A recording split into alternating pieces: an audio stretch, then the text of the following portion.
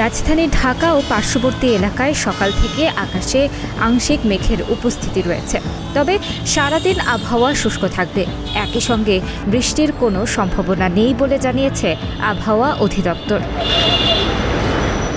18 October শনিবার বাংলাদেশ আবহাওয়া অধিদপ্তরের ঝড় সতর্কীকরণ কেন্দ্র থেকে প্রকাশিত সকাল 7টা থেকে পরবর্তী 6 ঘন্টার আবহাওয়ার পূর্বাভাসে এসব তথ্য জানানো হয়েছে। এতে বলা হয়েছে, আকাশ আংশিকভাবে মেঘলা থাকতে পারে, শুষ্ক থাকতে পারে আবহাওয়াও। এই সময় উত্তর বা উত্তর পশ্চিম দিক থেকে ঘন্টায় 6 থেকে 12 কিলোমিটার বেগে হালকা বাতাস প্রবাহিত হতে পারে।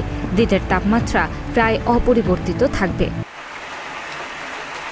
অন্যদিকে গতকাল রাতে আবহাওয়া অধিদপ্তর থেকে প্রকাশিত সারা দেশের সম্ভাব্য পূর্বাভাসে জানানো হয়েছে, আজ সন্ধ্যা 6টার মধ্যে ঢাকা, বরিশাল ও চট্টগ্রাম বিভাগের একটি জায়গায় হালকা থেকে মাঝারি ধরনের বৃষ্টি বা বজ্রসহ বৃষ্টি হতে পারে। তবে দেশের অন্যান্য স্থানে আকাশ আংশিক মেঘলা থাকবে এবং আবহাওয়া প্রধানত শুষ্ক থাকতে পারে।